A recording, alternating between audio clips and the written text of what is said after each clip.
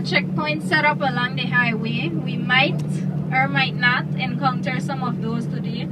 You would see guys in white or blue tops, black pants. They are from the traffic department, checking for license registrations of vehicles, drivers, insurance. Very important here in Belize. You could probably pass through a checkpoint without a license, but not without insurance. So that is how important it is here as well. People from customs, immigration. We do have people traveling from Mexico, from Guatemala, passing through our country. That is why we refer to this highway as an international highway, because people do pass through Belize. And so they would be checking for illegal goods, contraband stuff, illegal immigrants as well. So that is what those checkpoints would be set up for from time to time. Any questions before I continue? Sometimes I forget to, you know, you get carried away and you forget to give you guys. So if at any time you just raise your hands and ask your questions.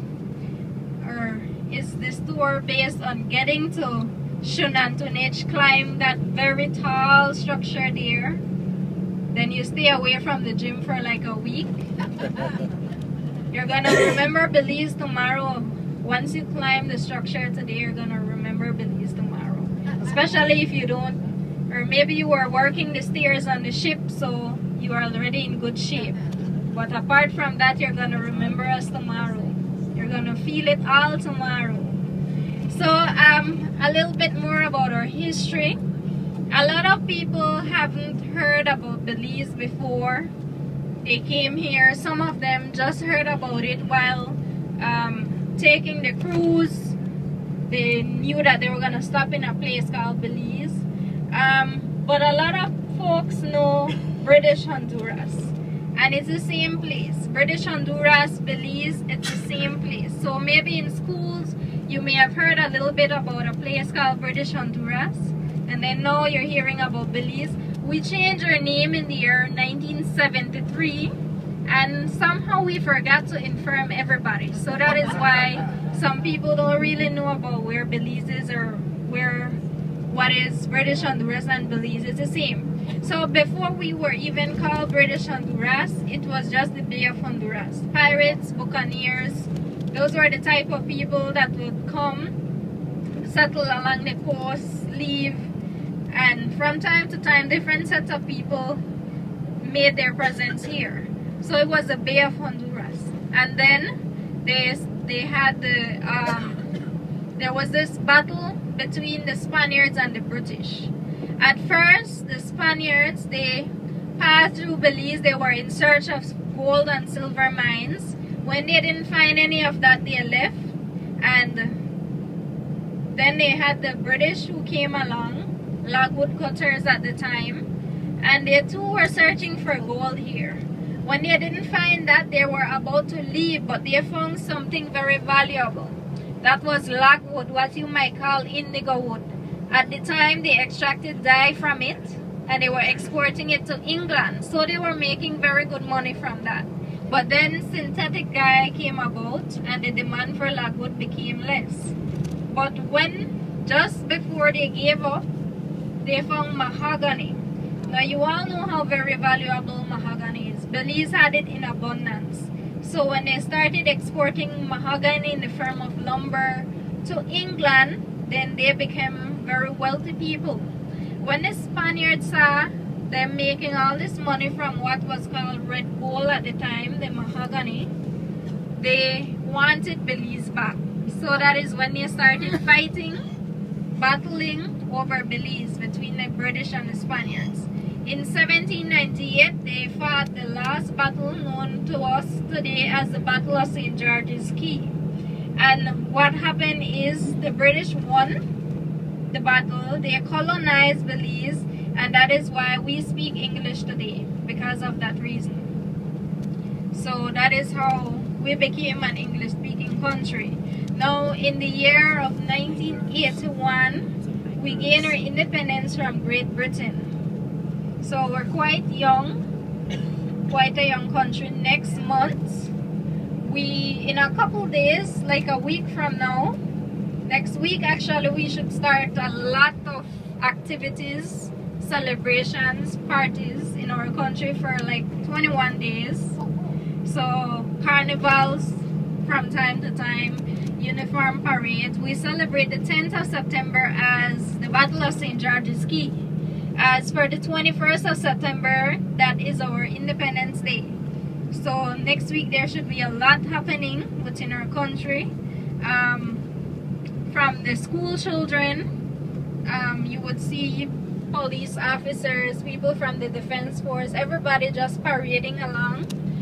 There are block parties set out for night on weekends. They would block off some streets, have some fun, and that happens throughout the entire country, not only in one place. So our festive month would be September. If you ever want to see how locally we party here, that's a good time to come to our country, September.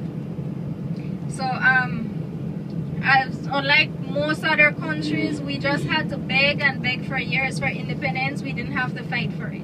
So that is how we got our independence. As for the Queen Elizabeth II, she is still head of state for us. So she is still depicted on our currency today. We have the $2 bill, a 5, a 10, a 20, a 50, and a $100 bill. They come in different color. If you're from Canada or you've seen the Canadian currency, it's similar to theirs. You have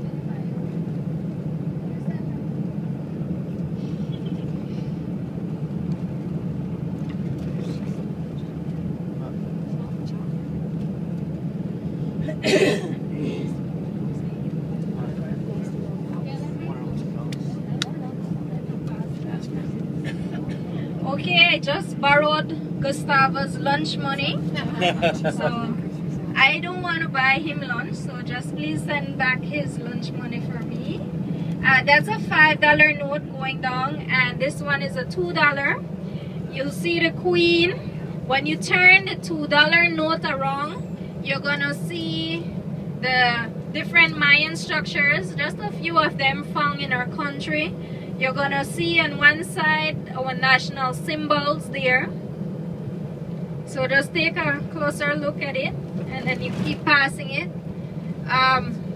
Speaking about the national symbols of Belize, when we gained our independence, like most other countries, we were asked to choose some national symbols. So we chose the mahogany tree to be our national tree.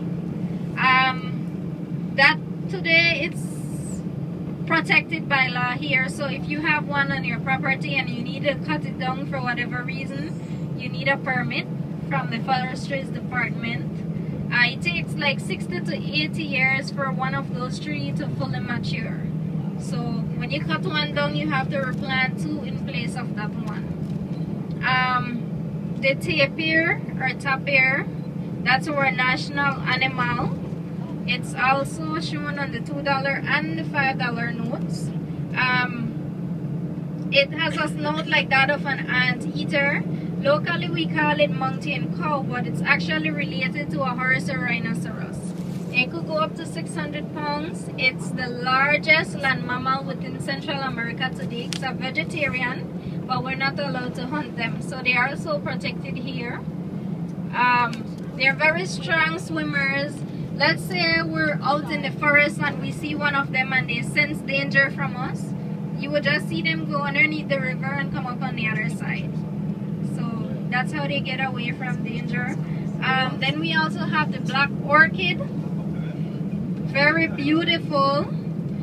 Sometimes we get to see them at the site where we're headed. There are one or two of them around. They bloom year round, especially where the rainforest is. They're a dark purple in color, very tiny but very beautiful. And then we also have the keelbill toucan, or the Fruit Loops guy. He's very colorful, beautiful.